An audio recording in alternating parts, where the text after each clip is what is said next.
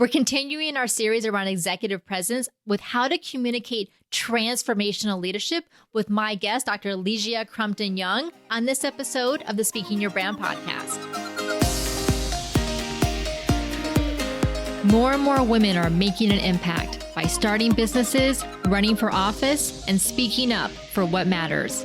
With my background as a TV political analyst, entrepreneur, and speaker, I interview and coach purpose-driven women to shape their brands, grow their companies, and become recognized as influencers in their field. This is Speaking Your Brand, your place to learn how to persuasively communicate your message to your audience. Hi there, and welcome to the Speaking Your Brand podcast. I'm your host, Carol Cox. We're continuing the series we've been doing all around executive speaking. Last week, we talked about storytelling for leaders, crafting narratives that inspire and persuade. And the week before that, we kicked off the series with an episode called Speak to Lead, Elevating Your Executive Presence. Today's episode is full of inspiration and practical insights if you're looking to enhance your leadership skills, embrace transformation, and make meaningful connections. My guest is Dr. Lesia Crumpton-Young, and her journey is a testament to the power of perseverance, innovation, and the importance of showing up. Whether you're a seasoned leader or just starting in your career, her wisdom will resonate and empower you to take bold steps to your own greatness. Dr. Crumpton-Young is an award-winning engineer, academic leader, and transformational coach. She was the first African-American woman to earn a PhD in engineering at Texas A&amp University, and her most recent position was at a university president. So in this episode, we talk about the power of showing up, exemplified by how I met Lesia a few months ago, and you're going to love the story, the essential qualities of a transformational leader and how to cultivate them, the significance of authentic and transparent communication and fostering strong relationships and driving change, which as we know, people don't like change, especially within companies. So that's what we talk about is what leaders and speakers need to do in order to effectively manage change. We also talk about practical tips on overcoming challenges and making impactful decisions. And then Lesia shares a new project that she's working on, which I know you're going to be excited about as well. Now, let's get on with the show. Welcome to the Speaking Your Brand podcast, Lesia. Hello, how are you today? I am fantastic. I'm so glad to have you here on the podcast. I'm going to share a very funny story about how we met, because this is so much the power of showing up. And I know that, after the years of the pandemic and all of us having to be at home, I was been very excited to get back out and about into the local community of Orlando where I live. And at the beginning of this year, I made a commitment that I was going to go to a lot more events. I used to attend events all the time before the pandemic, very much got out of the habit and then, forcing myself to get back in. So I was at an event and I was walking out at the end of the evening. And a woman who I never had met before that I had remembered was walking to the elevator at the same time as me. And she had on, of course, this gorgeous outfit in these 4 or 5 inch stiletto heels. And 5 inch. 5 inch. Okay. Yes. Cause and just a gorgeous woman. And I said, oh my gosh, my feet hurt. After standing here for 2 hours at this event, I can't imagine how you feel. So we struck up a conversation, kind of figured out we had people in common. She asked what I did. She said, oh, you have to talk to my sister, Lesia, because she just started a podcast and she's now getting into coaching. And so I said, yes. And so this was Delphine. And so the 3 of us ended up having lunch and we had such a great conversation. I think we were there for almost 2 hours. And I said, Yes. have to have you on the podcast. So number one, the power of showing up, because you never know who you're going to meet. And then by extension, who you're going to meet through those people. So Lesia, that brings us to what brought you to Orlando, Florida, because you moved here relatively recently. So tell us what brought you here, and then we'll way back up and how incredibly impressive and credentialed you are in your career. So let me say thank you for having me on the podcast. And I'm super excited that you met my sister. You noticed the 5 inch pumps. And she is really a person who believes in the power of communication, the power of relationships, and as you said, the power of showing up. So literally, she called me that day and said, I met a fantastic person. When can you go to lunch with her? And so it was wonderful. I had a chance to meet you. I think that for me, when I talk about my background, I have to tell you that I was a little girl who loved math and science. I love math, science, I love strategy, and I love fixing things, right? So, and solving problems. And that was who I was. And then all of a sudden, it parlayed into someone saying, you should be an engineering major. And so I did. I pursued a bachelor's, a master's, and a PhD in engineering. And one of the things I'm very proud of is that I was the first African American female to earn a PhD in engineering at Texas A&M University in the history of the institution. And it was really because I decided that I love math. I love science. I love strategy. I love fixing things. I love solving problems. And this is a wonderful profession to do it in. I specialized in human factors engineering because the other thing I love is people.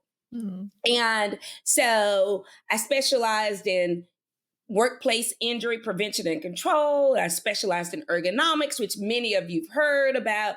And I specialized in user-centered design. But all of this was to make sure that the humans in every loop would always be properly accommodated and they would be taken care of.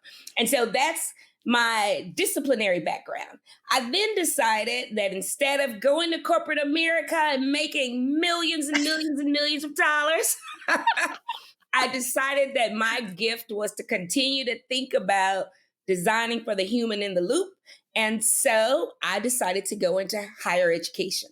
So I was there for 30 years, had a chance to really, my career excelled, had a chance to serve in leadership roles, and I had a chance to be at 7 different institutions. So I was at Mississippi State University. I was at the University of Central Florida, which is one of the reasons I love Orlando and that I'm back here now. I was at Texas A&M University. I was at Tennessee State University, Morgan State University. I had a chance to be at the National Science Foundation in Washington.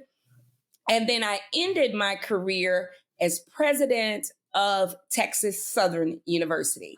So 30 great years in higher ed, 25 of those in senior leadership positions.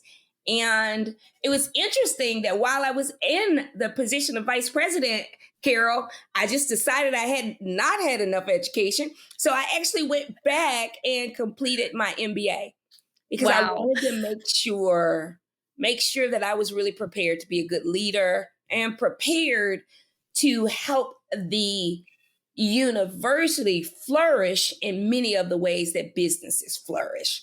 And so I love that. And what I really loved was learning about transformation. And I know we're going to talk a lot about transformation, but I love the concept of transforming individuals and transforming organizations. So after retirement, I moved back to Orlando. So you're right, I haven't been here long, moved back and I'm close to my sister. I'm very close to the University of Central Florida, which is where I was there for many, many years on their faculty. And I am now president of my own company, and we are called the Greatness Gurus. And we're committed to transforming the lives of individuals and helping to transform organizations. So a lot about my background and what I'm doing now. And certainly I could probably talk about that forever, but I won't. Well, it is so impressive, Lesia. And let me ask you this about transformation, because I definitely want us to focus on that in our conversation today around transformational leadership, what that looks like as a leader, but also what it looks like from a communication perspective. But how do you define transformation? What does that look like to you? So for me, I define it very simply as a significant shift or change or making a significant impact. Right. So if there's a significant shift or change in the state of an organization, then they have transformed. If there's a significant shift or change in the life of an individual, then they have transformed. And it was wonderful when I was president of Texas Southern University, because I simply said to everyone, our mission is to transform lives, to transform that life of a student from the time they entered the institution to their exit from the institution, because we know if they complete their degrees successfully, then we have made a significant impact, and they've gone through a significant change. So I like to define transformation very simply as that. And what experience or moment or story comes to mind for you personally of a transformational moment? Yes. So one of the things that I loved was watching the university grow or expand, right? So as I was working as president, we had the opportunity to transform our infrastructure. I had an opportunity to plan for 3 new buildings on campus, had an opportunity to get the funding for those. I mean, we had an historic appropriation from the state. So I was pretty excited about the fact that I was the catalyst for that transformation, for that significant change. And so new buildings on campus is one example of changing the landscape. Also, though, to have a student to perform well and be selected to participate in a global opportunity, that was another transformational moment for me as president. Or to have faculty members say, oh my God, we're going to get engaged in research and produce significant outcomes associated with health disparities. Or we even set up a wonderful center for COVID on campus. And many individuals were not receptive to getting the vaccine. So we produced a lot of educational courses and information and all types of activities that then made a significant shift in the number of individuals in the community that agreed to get the vaccination. So those are all examples of transformation that I personally have had an opportunity to be part of, and I'm excited about. You can hear in my voice, I also say transformation requires inspiration and passion and excitement when you're a leader. And so you can hear in my voice as I talk about transformation, how excited I am, how passionate I am. And I think I always tell everyone that's a true sign that you're thinking in a transformative way. Oh, I love that. So as a leader, if you feel like you naturally have that inspiration and passion for whatever it is, that's obviously going to be conveyed to whoever you're sharing that with. What other qualities do you see in transformational leaders? What has helped you to become a transformational leader? Well, I think that, number one, inspiration is a big quality. You have to have that, vision that's grand enough, that inspires people to action. So I remember when I first came in as president, I said to them, we are going to achieve unprecedented success at an accelerated pace. And they were like, wow, okay, unprecedented success. That means we're going to have, more success than we've ever had in the past. Accelerated pace. Oh, great. That means we aren't going to do this slowly. We're going to have some quick wins. And so I think that having that vision, something that's compelling, exciting, something that engages individuals, inspires them, that's a major ingredient to being a transformative leader. I also think communication is key. You have to be able to talk about the vision. What does success look like? How will we feel when we get there? You have to be able to describe that. We have to be able to describe, we have to make things that are complex, a little simple. They have to be clear and concise. Although it's complex, we have to talk about what are the steps, what are the strategies, what's needed, and be able to communicate that and articulate that well. I also think that to be a transformative leader, you have to listen. Most people think that, because transformation is such a significant shift or change, they think that they have to be talking the entire time, right? Telling you what to do, and you also have to be a good listener. And I used to talk with my executives, and I used to ask them, we talk about an open door policy, but do we have an open ear policy, right? Are you listening? Are you open to hearing what people have to say? One of the things I learned in one of my stories is that I went to work for one organization and they said, we want you to be innovative. We want you to be creative. We want you to be disruptive. We want you to be transformative. But every time I started talking, they interrupted me. you know? And so finally I found myself, and I think a lot of women probably have experienced this. I found myself asking if I could just complete my sentences. So, and it was, so I started out very delicately and I'd say, when they would interrupt me, I would pause because I'd been taught not to interrupt individuals. And so I'd pause and pause. And finally I realized I'm not going to get to finish any conversation if I'm just so polite and I just continue to pause. So then I moved to a new strategy. I would say, may I complete my sentence, please? And then finally that didn't work. So then I used this, analogy, and I explained to him, I said, well, I'm an only child and I didn't grow up in a family where I had to fight to complete my sentence or fight to have the chicken leg at dinner. I'm just not accustomed to the fighting. And so when I said that to them, they were like, the men realized, okay, we are cutting her off. She is having to fight or struggle just to finish her sentences.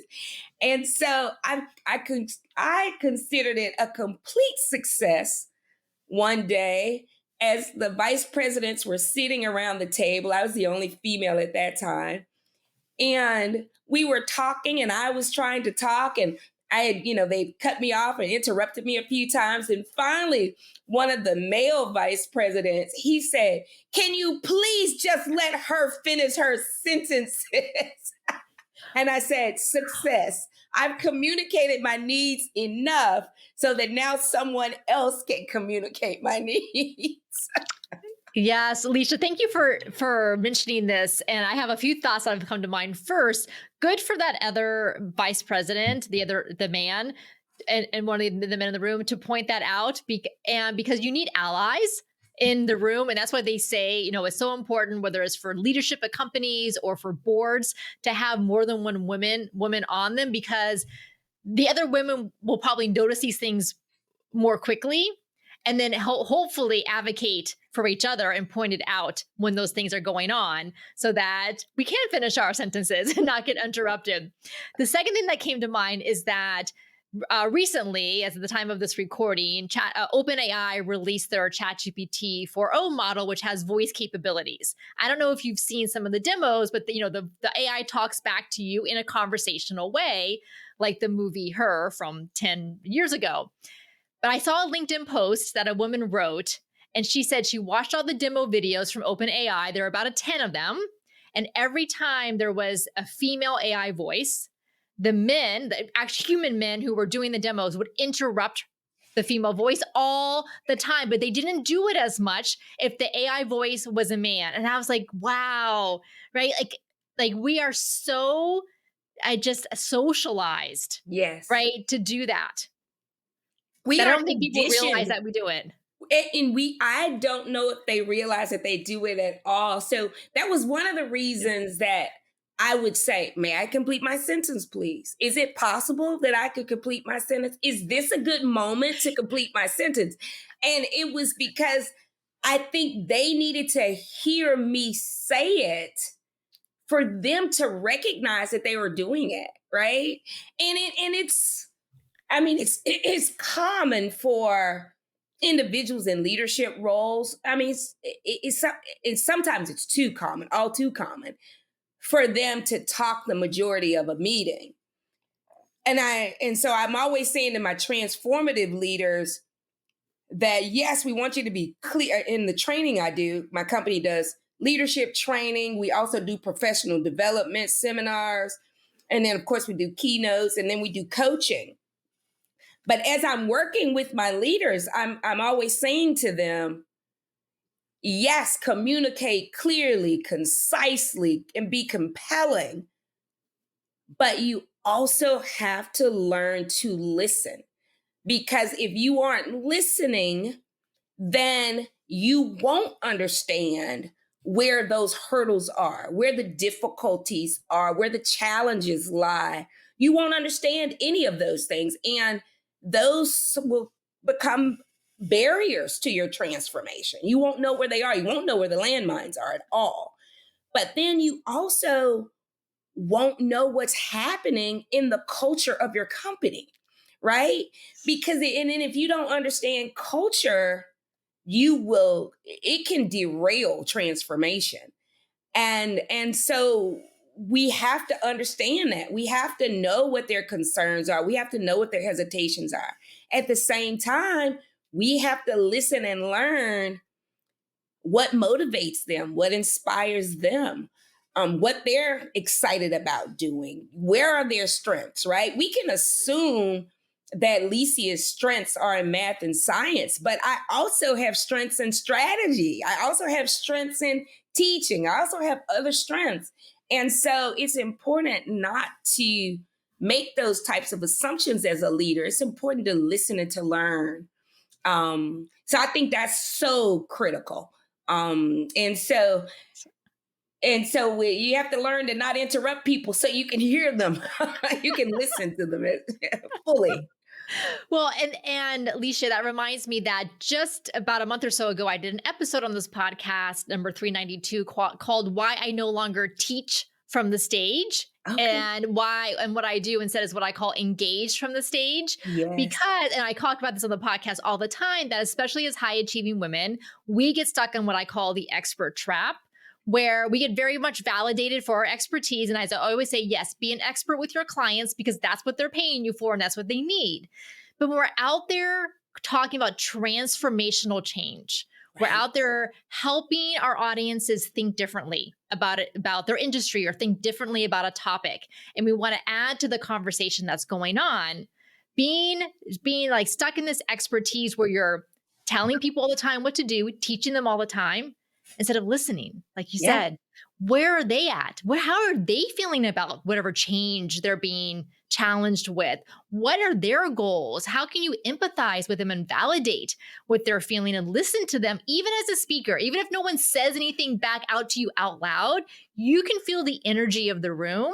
And it's like an energetic exchange with the audience. And as a speaker, the better you get, the more attuned you get to your audience and what they need. And I'm sure you have found that as well. Oh, you're absolutely right. I always say that in order for transformation to occur, you have to have innovation and you also have to have disruption, right? And so innovation is creativity in action. So I love when you said you engage others, because we have to be able to really pull their creative, I call them the creative juices. We have to be able to pull their creative juices out and allow them to put that in action. Otherwise, it's not innovation. It's just a creative idea. I always tell everyone innovation requires action and implementation. But then we also, to your point, we also have to think about disruption as well, right? Not doing those things that we've traditionally done. And I love when you said you changed that. You would go to the stage and now you're engaging individuals instead of trying to teach them. Mm-hmm. And I think that as leaders, that's one of the things I teach in my leadership class, the proven practices of transformational leaders. I talk to them about why disruption is so important, right? So many of us, we continue to do what we've always done. Number one, because maybe it works, but also we're comfortable with it. Yes. But disruption means that we have to become comfortable with being uncomfortable, right? And that is just, sometimes that's tough. I mean, that takes you really rethinking and having activities that really change your behavior so that you can become a disruptive thinker. And be okay with being uncomfortable, right? And I have my daughter. I just, of course, I'm in love with my children, but I have a daughter who's finishing up her master's degree in clinical psychology. So her specialty is mental health. So she's always, helping the family, with our thoughts and things. And so one thing she said, which I loved, it goes along with disruption. That's why I'm bringing it up on the podcast, because I would love our listeners to have the same liberating feeling that I had when she said it to me. She said, "Mom, it is okay not to be okay." And so when you really think about it, it's like, it is okay not to be okay today, and it's okay to be uncomfortable. It's okay.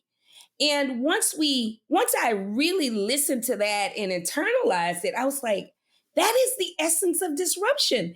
Now I can do things that I haven't done before. I can be receptive to new things. I can be open to exploring all types of ideas, new strategies, new technologies. And it's okay not to know about them. It's okay not to be, it's okay to be nervous about trying something new. And so it was, for me, super liberating. So that's my new thing. They say, if someone says, "Lesia, are you okay?" I'm like, no, and it's okay that I'm not okay. I'm comfortable with that. Yes. Well, and right. It's also being honest, and you're role modeling for other people that we don't have to put on this perfect facade all of the time, that no one is perfect. No one has everything together. We're all have challenges, whether it's personal or professional. And, and some weeks or months or years of our lives are better than others. And that's okay as well. And, thinking about it from a leader's perspective, as a leader, number one, if you're not willing to be vulnerable in front of whether it's your team or your audience or what have you, then how can you expect them to come to you if they're not feeling okay? Even if it's just they're feeling uncomfortable about a change within the organization that they feel like is going to impact them. But if they don't have the trust in you as a leader that they can come to you and talk about it because you're not willing to listen to them, then that's really going to impact the team's performance. Yeah, I think I totally agree with everything you've said. And the literature speaks to that. It's right. If people are uncomfortable talking with you, sharing their thoughts with you, then they're not at their highest level of performance. And if they aren't at their highest level of performance, then as a leader or an organization, you aren't getting their highest level of productivity. So if we really think about, we want high performing teams and we want high performing organizations, we have to become open to be allowing our team members to communicate openly with us, to be vulnerable with us. And then the other one is to ask us questions. Sometimes we act like, as leaders, we are too busy for questions. It's like, well, if a person has a question and it's related to their work, they can't be productive until they get the answer to that question. So let's minimize the time that they're unproductive and let's just answer the question. And I think it is so interesting. Some people they're not willing to do it. They'll say there's no such thing as a stupid question. But then when a person asks one, they kind of insult them and act like, well, that's a stupid question. And sometimes I don't think leaders realize they're doing that. So I always try to help my leaders become very self-aware of, their biases, the things that annoy them, the things and so therefore they know that, and they can then rectify those things as they're working with their teams. Lesia, let me ask you if you have any, stories of your own, such times where you have felt personally challenged as a leader, like maybe something was going on and it wasn't quite going the way that you had expected, whether it was communication with someone or maybe it was getting buy-in for a vision, and then what did that look like, and then what helped you to get through that? Well, I will tell you, in 30 years, 25 years in leadership, I had a lot of those situations, right? And I think and the reason I started off by saying that is that people would look at my bio and say, oh my God, she won the US Presidential Award for Excellence. I mean, only 7 people in my class out of the whole nation that received that. Or she's the first, female to complete a PhD in engineering. She was the first female to be a department chair at the University of Central Florida in engineering. So they will look at those things and think that my entire career has just been all about the triumphs and there haven't been any trials, right? And that's just not true in life. Mm-hmm. I think about, the time that I was super excited about putting in some new techniques and new technology on campus. And everyone was like, we don't want to do that at all. Like, why would we want that? And I said, oh, okay. So that was one of those moments when you have to listen to the team and say, well, I thought it was a good idea. Perhaps it isn't. And then you just do some self-correction there. Mm-hmm. There have been some other times where I haven't said yes to some ideas that other team members have brought to me. Mm-hmm. And I look back and I say, gosh, I should have said yes to that. Where would the organization be? And you have to do some good reflection. I think you have to be honest with yourself when you do your self-reflections. And so that's how I am as well. Mm-hmm. Gosh, I can think about the time when I made a terrible hiring decision, right? And one of the things I always say to my team members is, the moment you discover that you've made a bad hire is the moment that you have to move to remove that person. You cannot. Some people say, oh, well, it was a bad decision, I'm just going to have to live with it. Not when it's one of your critical members of your leadership team. Transformation will not happen if you don't have the right people on the bus. Mm-hmm. And of course, many people have read the book about having the right people on the bus. So one of the things I pride myself on is rectifying bad decisions. If I make a bad decision and when it comes to my mind that you have made a bad decision, I think we have to rectify them quickly. And I know a lot of our female leaders struggle with that, but I'm here to say, fire people as quickly as you hire people. Mm-hmm. If you have to have your facts. And if they are not the right fit, then they need to leave your team. And we have to have the guts to do that. Yeah. And it's not easy. Right. And I feel you. And thank you for sharing those stories, Lesia, because it shows that, especially because you've had such a stellar career. Clearly, you've kept, getting these increasing positions of responsibility. And guess what? Like, we all make mistakes sometimes. We all do things sometimes that don't work out the way that we thought or whatever. It doesn't mean that things are over forever just because something doesn't go right. I here on the podcast, I'm very transparent. I talk about, I had a speaking engagement a number of years ago and it was awful, right? But I share that to show I'm not perfect and maybe the listeners have had a bad speaking engagement too. It's it happens. And guess what? We still get back up on the stage and then we have great ones. So it happens. And I think the more that we share that these things happen to quote unquote the best of us, then we all realize that this is just part of being human. Yes. And it's part of being a leader, right? There are going to be challenges. There are going to be mistakes. There are going to be moments where you go, wow, what am I thinking?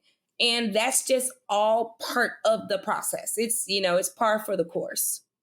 Yeah, absolutely. All right. So I want us to tell us about your podcast first, and then I want to hear a little bit more about the Greatness Guru. So your podcast is called Heart to Heart, Transformation Conversations. And I have a link to the podcast website on the show notes page. So make sure to go check that out. So of course, you have transformation right there in the title, but you also have Heart to Heart. So tell me about that combination. Yes. So one of the things that I learned is that transformation can't occur without authenticity.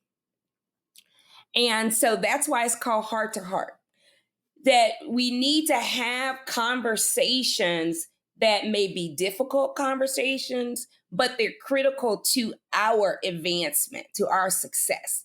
And so that's why the show is called Heart to Heart. I want it to be open, transparent, honest conversations about challenges, about issues, situations, circumstances, so that people learn as much from someone else's challenge or how they handle their experience that it helps them. It transforms who they are. It helps them to live their best life. I always say Heart to Heart is about transformative conversations that help you live your best life. And that's what our podcast is about. And we do it on Sundays at 3:00 because I love Sunday brunch. I think it's a perfect time for women to celebrate and celebrate who they are, celebrate their successes, reflect on the great things that they've accomplished, and then think about those challenges that they need to overcome as well. And then you have Greatness Guru. So I'll make sure I also include a link in the show notes for that. So that is for the leadership and professional development. And with your sister Delphine, you also have a fashion line. Do you want to tell us about that? I am super excited about it. We just finished all of our technical designs. We have decided that our line is going to be manufactured in Italy. And so literally the collection will come out this fall. And the name of the fashion line is called Greatness. So, and it's really for us, it's more than just fashion. It's a movement.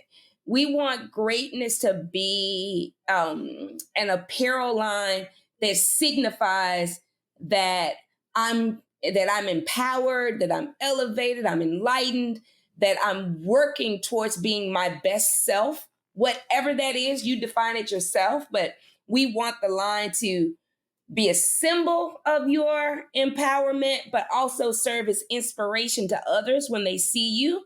That, oh my gosh, she's working on greatness, or oh my gosh, she's wearing greatness. I said to my sister when we were thinking of the name of it, I said, it'll be wonderful when you walk by someone and they say, oh wow, who are you wearing? And you just say greatness.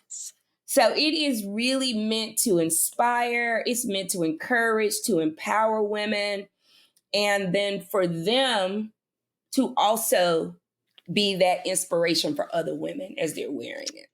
So the name of it is Greatness. It will, if you would like information about the line, we have on our website, the greatnessgurus.com website, we have the ability for you to join the greatness community. And so it just gives you a chance to say, I want to be part of the movement. I want to be part of a group of women who are focused on being my best self, living my best life, inspiring and helping others to be their best selves, live their best life. And then ultimately we'll all wear some things that are symbols of that.